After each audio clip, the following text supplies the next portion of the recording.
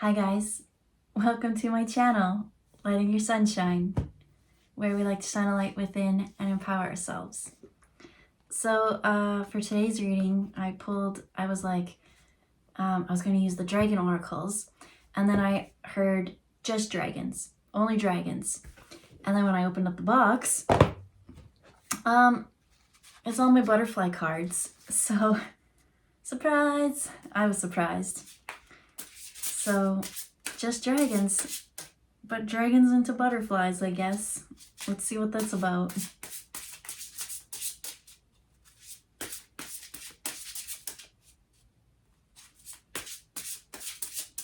They just kept saying you wouldn't have picked it, and I wouldn't have.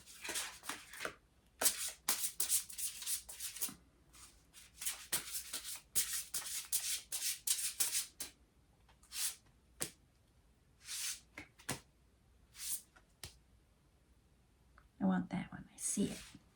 Oh, it's a twofer. No, don't put them back. Okay. What do we have here? So we got 3, we got 1, and then we got 2. So the very first one to come out was in reverse, and it's forgiveness. Then over here, we've got get some rest with self-care, sobriety, which also reflects the reading I just did. And then over here, we've got dietary changes with end of an era. What's under the deck? We've got memories. And as soon as I did that, Kid Cudi came to it. Memories. And then that was the part, all the crazy shit I did last night. So I feel like somebody, woke up after they got some rest from a night of partying and realized, holy crap, I need to start taking care of myself, because in it, they did something that maybe they need a little bit of forgiveness from. They don't seem to be happy with themselves. And it seems like from the self, like the thing that they did affects others outside of them. I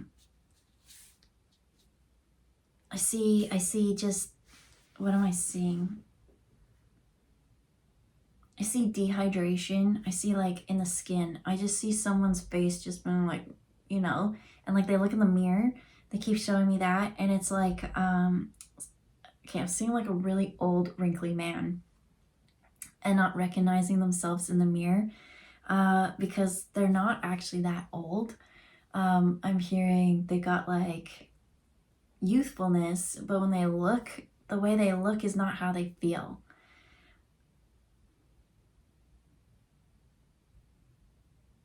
And so the forgiveness and the memories seems like they seem to be running away from something.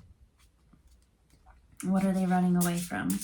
An end of an era. It's time to grow up. And so with dietary changes, I see that the first thing to come is those things with the sobriety, the things that seem to have the addictive hold that, right? I see dietary changes could be eating healthier, definitely drinking more water. But with sobriety, I'm seeing, oh, I was like, well, what about myself? And then I looked over at the box there, and so there's like this day bed, and I don't know what language it's in, but it's in some foreign language, and it said Pieza. So for me, like, I need to calm down on the pizza. And I was like, true. But for others, like, it could be something so simple as that. But I'm also picking up, obviously, like, they're telling me the major 3. And so what are the major 3? Because I don't freaking know what that even references. So it's like drugs, alcohol. What's the third thing? Because I don't know what that is. Drugs, alcohol, you need to cut it out. drugs, alcohol, and then they brought it to dietary. For me, it's pizza, and that's making me sad, which is okay because we're going for sushi. We were gonna go for pizza tomorrow, but we're going for sushi instead. But I that could be coffee. That could be like maybe you are gluten intolerant, or I don't know, something that harms your body. When you do it, it does not feel good. So there was a point where I was drinking coffee. I love coffee. Coffee doesn't love me. So I had to stop drinking coffee. And then, you know what's funny? I was doing those like tea leaf readings, and I did chai tea in it. And because it has caffeine in it, and I hadn't had caffeine for so long, I always had a rule like no caffeine after 2 p.m. And I read those readings later in the day. I did not sleep that night. And yeah, get some rest. That almost like messed up my circadian clock because I'm so sensitive. And I read somewhere that if you lose an hour of sleep, that it takes your body 4 days to actually adjust and get back into that float or that sync. I don't know if that's true, but I did read it somewhere. And I was like, interesting. Because, you could like stay up late one night and then the next night be like, oh, I'm just going to go to bed earlier and catch up on it. It doesn't work that way. They said something to do actually came to like 4 days of actually getting back into that rhythm and that flow. And I used to work night shifts too. And I remember that was so hard. And when I would sleep, because you have to sleep in the daytime, I always had these out of body moments. Like I was sleeping, but I was like, my soul was so busy. But anyways, that's what I'm seeing. There's a need for self-care. Let's tap into this.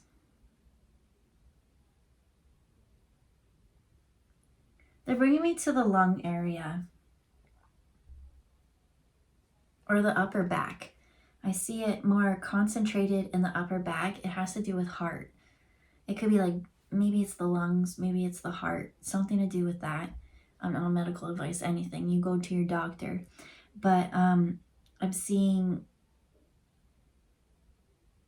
concentration there. And so if this is kind of tying into the yesterday's reading with the forgiveness, I did pull one more card. I didn't tell you. This one says parental care. Because I was like, what do we need forgiveness from? Or whatnot. I can't remember why I pulled it. I just kept talking about sleep and coffee and all those things. And I don't know what the big three is. Apparently drugs, alcohol, and then could be dietary. Yeah. But I'm seeing grief. Grief came out in the one previous reading, but that's what the lungs are. If you're having troubles in the lungs, like that's unrepressed grief.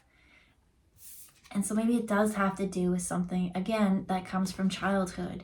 I really don't want these readings to blend, but these are two completely different decks with a deck that's not even supposed to be in this deck. And yeah, I just heard someone had a wake-up call. Someone seemed to have, and yesterday's reading was all about, you're going to have this moment. You're going to have this clarity. Everything's going to be burning around you, right? The sunflower fields were all burnt down, and there was this moment. So that's what I feel like. I feel like there's this holy shit moment, and a sobering reality check that I need to stop what I'm doing. I need to do some self-care. There's a need to do a little bit of forgiveness and make changes because I cannot continue to go on this way that I've been doing. I'm tired. I've become my parent, who I try to avoid and not be like. I was a unique individual. You don't know me, but they did, because you are one and the same. It's like looking in the mirror. Something to do with the mirror.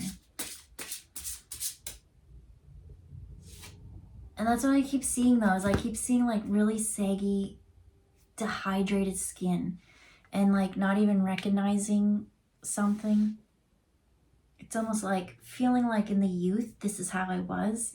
And then all of a sudden being your parent and not really being like, when did I get old? When did the body get old? It just happened so fast. And you know what? That's kind of like, especially when you're in like 20s, 30s, those kind of things. You're like, well, I still feel like a young pup, young kitten, whatever. And then all of a sudden, especially when it comes, I don't know why they keep showing me skin, but like those fine lines and like those things, all of a sudden it'll just like hit you one day and you'll just have it. And I don't know, I just see someone taking care of themselves.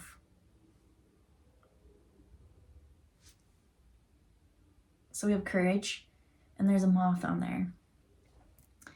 And the moth goes with this one. Get some rest. Moths at night. There's time, rather than staying up at all hours of the night, I see someone all out. I did pull one more, and it was sentimental feelings, and I wasn't sure how it played out yet, but it was 11:11 when I was talking about this. There's like thoughts that keep you up at night. Especially in yesterday's reading, they were trying to avoid feelings. Well, they were trying to invoke a feeling because they didn't have that spark or that joy for life. So they went and kind of like, it seemed like more trying to party or bring that feeling or something. But there's courage. There's a need for courage at nighttime. Courage for what? We got relationships and epiphanies. And this will come. Okay, so this one goes with the self-care. And then forgiveness. It gets, remember how I said like there's something so congested in there? So maybe grief and realizing something to do with relationships, and then it gets lighter and lighter till you get forgiveness, which landed on, it landed on forgiveness, landed, I said that 10 times. I'm pretty sure you've heard me by now. Let me repeat myself. No, the parental care. But look at the sobriety. It's the same freaking butterfly.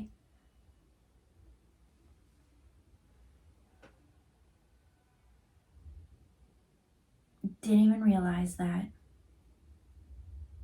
And it's so trippy one day. All of a sudden, you like look and you're like, damn, I did become my parent. I became the thing that I said I never would become. But here's the thing. Now you can have forgiveness and you can work on healing that relationship because you know how you got there. You understand how they got there and why they acted the way they did. Maybe they did something that triggered you, that hurt you, but they were only going with as best as what they knew. So when we're younger, we look at our parents and we're like, they're so old. Well, now you're probably the age of your parents. And now you're in the same place. And guess what? You might make the same mistakes. So you can understand that they were doing with the best with as limited knowledge and resources that they had at that time. And they had to keep growing and growing. And so that's where the forgiveness comes in. And you eventually can't keep blaming the parents and the way that you were raised or the things that happened to you. You go in, you do a little self-care. And with that, it's a very sobering experience because you take that courage and deal with your own feelings, the sentimental ones, and have that epiphany that you can do whatever you want. And maybe you did things that were the exact same as what you always said you wouldn't do. I pulled two more. We've got leaving and healing from the past. You're in the present now. And so in yesterday's was all about bringing that child trauma wound to the forefront. And now you can work through it. It's an end of an era. It's time for you to be your own butterfly. It was supposed to be a dragon, but you ended up to be exactly the same cut from the same cloth and identical matching butterflies. And what about this? Oh, hey. There's just like, I have the piles like double split, but there's grief work. I really am picking up on grief. And this one says religion and spirituality. But this one I feel doesn't play into this reading. It plays into yesterday's reading, but it's not part. They're both the same. They're same because I literally just filmed that other one a minute ago. But what about the grief? Sentimental feelings. Those feelings come up and you can avoid them. You could try running away from them with this leaving. But rather than running away from your problems, there's always that question, am I running from something or am I running to something? And they're both two extremely different energies. But if you're always running away from the past, you can't heal it. So that's where the courage to sober up and take a real hard look in the mirror and understand that these feelings that you have of grief can be worked through. You can leave that in the past, that baggage in the past, by healing the past, finding forgiveness in the past, and it all sounds easier said than done, but it's not. It's that epiphany moment, that aha, oh, right there. It's that relationships and epiphanies, that I did the exact same thing that I said I never would, and I understand how I got here, and I can have compassion and understand how they got there and how they must have felt when they were dealing with this, because I keep seeing we're like the same age. And so by doing that, you have that sobering moment, and then you work on yourself. You're like, well, I don't want to continue this, so I'm going to do some dietary changes. I'm going to do a little bit of self-care. I'm going to get some rest. And by doing so, it brings an end of an era.